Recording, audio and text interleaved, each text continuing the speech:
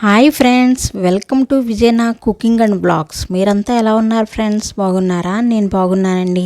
మీరంతా కూడా బాగుండాలని మనస్ఫూర్తిగా కోరుకుంటున్నాను ఫ్రెండ్స్. ఈరోజు ఉదయం అయితే పూజ అయితే చేసుకున్నానండి. పూజ అయిన తర్వాత అత్తయ్య వస్తా అన్నారు. అత్తయ్య వచ్చిన తర్వాత కొంచెం మా వారికి నాన్ వెజ్ అయితే వండాలి. అత్తయ్య పివరంలో ఉంటారండి. ఆవిడ వచ్చిన తర్వాత నాన్ వెజ్ అయితే ఈయనకి వండాలి. నేనైతే ఈరోజు కొంచెం టిఫిన్ ఇడ్లీ వేసి పెట్టాను. అలాగే కొబ్బరి చట్నీ కూడా చేశాను ఈరోజు. ఆయనకి అయితే ఇడ్లీలో పంచదార మాత్రమే కావాలన్నారని పంచదార వేసి మా వారికి అయితే టిఫిన్ ఇచ్చేసాను ఫ్రెండ్స్. పూజ అయితే ఉదయం నేను పువ్వులు అవి ఉంటే అవన్నీ పెట్టుకుని స్వామివారికి ఇలాగ దీపారాధన చేసుకుని ఒక కొబ్బరికాయ అయితే నైవేద్యంగా సమర్పించుకుని ఇలాగ పళ్ళు ఉంటే అవన్నీ పెట్టుకుని స్వామిని స్మరించుకున్నాను. ఈ రోజు అయితే కొంచెం పిండి ఉంచానండి. నేను పిండి రుబ్బినప్పుడల్లా కొద్దిగా పిండి తీసి పక్కన పెడతాను. అందులో ఊరిపిండి కలిపి లేదంటే ఒక్కొక్కసారి బొంబాయి రవ్వ కలిపి చిన్న చిన్న పునుగులుగా చేస్తూ ఉంటాను. వీటిని పెసర పునుగులు వేసుకునే వాళ్ళు ఉంటారు. అలాగే ఊరిపిండితో కూడా కొంచెం ఇలాగా పునుగులు వేసుకునే వాళ్ళు ఉంటారండి. ఊరిపిండి అలాగే మన పిండి రుబ్బిన పిండి ఉంటుంది కదా, మినప్పిండి, వాటితో ఇలాగ పునుగులుగా చిన్న చిన్న పునుగులుగా వేసుకుని వాటిని ఇలాగ చల్లలో కనుక వేసినట్లయితే చాలా ఆరోగ్యానికి కూడా మంచిది, హెల్తీగా ఉంటారు, శరీరానికి కూడా బాగా చలవ చేస్తుందండి. ఇవైతే మా వారికి చాలా ఇష్టం. అందుకే ఆయన కోసం అని చెప్పి ఈరోజు అవి కూడా ప్రిపేర్ చేశాను. మధ్యాహ్నం ఎప్పుడైనా తినడానికి బాగుంటుంది కదా అనే ఉద్దేశంతో పెరుగునైతే బాగా చిక్కగా కాకుండా అలాగే పలచగా కాకుండా నేను కొంచెం చల్లగా చేసి పెట్టుకున్నాను. ఇవైతే అయినాయండి. అవైతే మధ్యాహ్నానికి బాగుంటాయనే ఉద్దేశంతో వీటిల్లో అయితే కొంచెం ఆవాలు, జీలకర్ర, చిన్న ఎండుమిరపకాయ ఎక్కువైనా అవసరం లేదు, ఒక ఎండుమిరపకాయ అయితే సరిపోతుంది. కొంచెం కరివేపాకు వేసుకోండి. ఇవన్నీ పోపు వేసుకున్న తర్వాత క్యారెట్ కూడా కోరుకుని లేదా తరుక్కునన్నా వేసుకోవచ్చు. అల్లం కంపల్సరీ ఉండాలండి ఇందులో.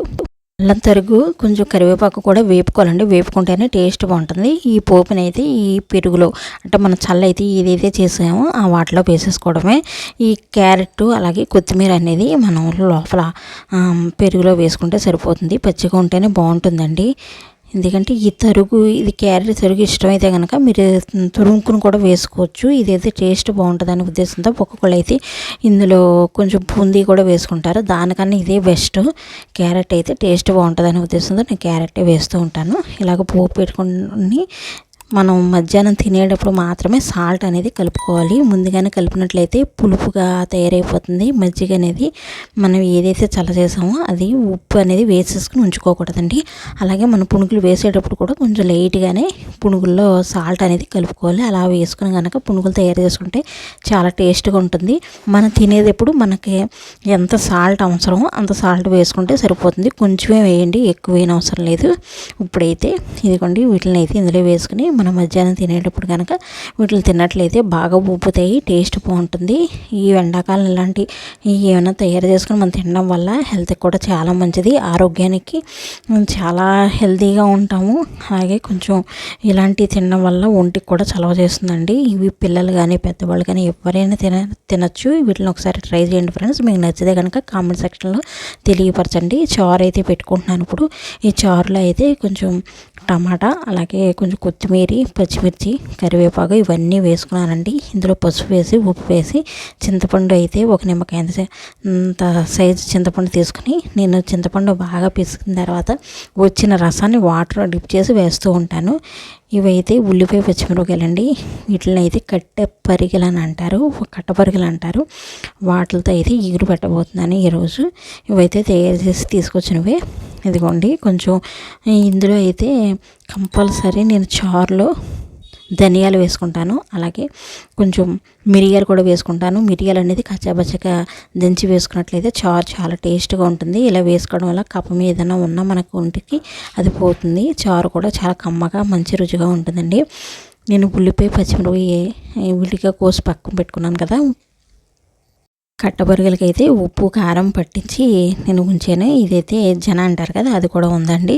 ఈ కట్టబొరుగులు అయితే మా వారి కోసం ఈరోజు వంట చేస్తున్నాను.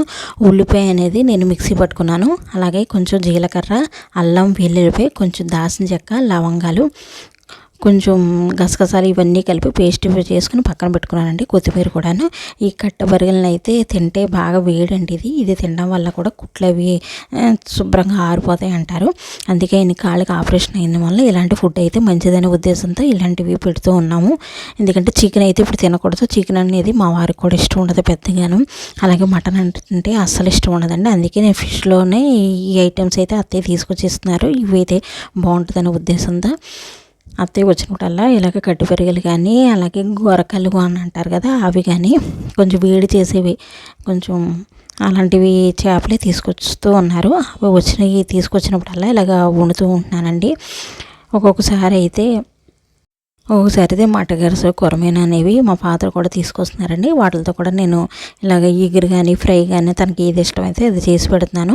నాకు మా ఇంట్లో అయితే నేను ఈరోజు పూజ చేసుకున్నాను కనుక ఈరోజు అయితే నాన్ వెజ్ తిన్నాను ఫ్రెండ్స్. ఈరోజు అయితే చారు కాసున్నాను కనుక ఈ చారుకి సంబంధించిన వంకాయ ఉంది. వంకాయ కానీ దొండకాయ కానీ ఏదైనా ఫ్రై చేసుకుంటాను. అదైతే నాకు 2 పూటలకి అత్తయ్యకి అయితే ఒక పూటే తింటారు. సాయంత్రం అయితే అత్తయ్య నాన్ వెజ్ తినరు. అత్తయ్యకి సాయంత్రానికి కూరకి సరిపోతుంది, అలాగే నాకు ఉదయానికి సరిపోతుంది. సాయంత్రం ఏదైనా టిఫిన్ చేస్తానండి. ఇదిగోండి ఇలాగ కారం సరిపడగా వేసుకోవాలి. ఆల్రెడీ మనం ఈ ముక్కలకి పట్టించున్నాం కనుక కారం ఎక్కువ వేయనవసరం లేదు ఫ్రెండ్స్. కారం అనేది సమానంగా మీకు తినే దాన్ని బట్టి ఒక్కొక్కరు ఎక్కువ తింటారు, తక్కువ తింటారు, దాన్ని బట్టి మీరు కారం వేసుకోండి. అలాగే మసాలా కూడా అంతేనండి. ఒక్కొక్కరు కొంచెం ఘాటుగా ఉంటే ఇష్టపడతారు. అలాంటి వాళ్ళు అలాగా ఎక్కువ తక్కువ అనేది మీరు చూసి వేసుకోండి ఫ్రెండ్స్. ఇవి అయితే చేపలకి ఎక్కువ వాటర్ వేయనవసరం లేదు. కొంచెం వాటర్తోనే ఇవి చక్కగా మగ్గిపోతాయి. ఈ ఫిష్ ఏదైనా సరే వాటర్ అనేది ఎక్కువ వేయనవసరం లేదండి. చేప ముక్కలు అయితే తొందరగా మగ్గుతాయి. రుచి అయితే చాలా బాగుంటుంది ఫ్రెండ్స్. నేనైతే చాలాసార్లు తిన్నాను. టేస్ట్ అయితే చాలా బాగుంటుందండి. ఇలా వేసుకున్న తర్వాత మనం గరం మసాలా ఏదైతే నూరుకుని ఉన్నామో అది కూడా వేసుకోవాలి. అల్లం వెల్లుల్లిపాయ పేస్ట్ కూడా దాంట్లోనే వేసేసాను. కొంతమంది అయితే చేపల్లో అల్లం వేసుకోరండి. వెల్లుల్లి జీలకర్ర ఇది మాత్రమే వేసుకుంటారు. అంటే మీరు తినే అలవాటును బట్టి మీరు మసాలా ఏ విధంగా ప్రిపేర్ చేసుకు తింటారో ఆ విధంగా వేసుకోవచ్చు. ఒకవేళ ఇలా ట్రై చేయాలనుకుంటే ఇలా కూడా ట్రై చేయండి. చాలా టేస్ట్గా ఉంటుంది. చేపలని ఇప్పుడు కూడా కొంచెం మగ్గిస్తేనే బాగుంటుందండి. ఉప్పు కారం మసాలా ఇవన్నీ పడతాయి. అప్పుడే మనం తగినంత వాటర్ వేసుకుని మగ్గబెట్టుకుంటే అంటే దగ్గరికి దించేసుకుంటే చాలా బాగుంటుంది. దగ్గరికి ఏదైనా సరే కర్రీ అనేది దగ్గరికి ఎగిరితేనే బాగుంటుందండి. అది చేపల కూర అయినా నాన్ వెజ్లో చికెన్ అయినా మటన్ అయినా ఏదైనా సరే అంతే. ఇదిగోండి మనం ఏదైతే నూనె వేసామో అది పైకి తేలుతుంది చూడండి. ఇలాంటప్పుడు మనం ఒకసారి కలుపుకొని కొంచెం వాటర్ జల్లుకుంటే సరిపోతుందండి. ఎక్కువగా వేయనవసరం లేదు. కొత్తిమీర అనేది మనం జల్లుకొని తీసేసుకోవడమే. చాలా టేస్ట్గా అయితే ఉంటుంది ఫ్రెండ్స్. మీరు కూడా ట్రై చేయండి. ఫిష్ అయితే నేను ఒక ఫిష్ ఫ్రై కూడా చేశానండి. అతే తెచ్చినవి ఉంటే ఈ వీడియో నచ్చితే ప్రతి ఒక్కళ్ళు లైక్ చేయండి. అలాగే మన ఛానల్ని సబ్స్క్రైబ్ చేసుకోండి ఫ్రెండ్స్.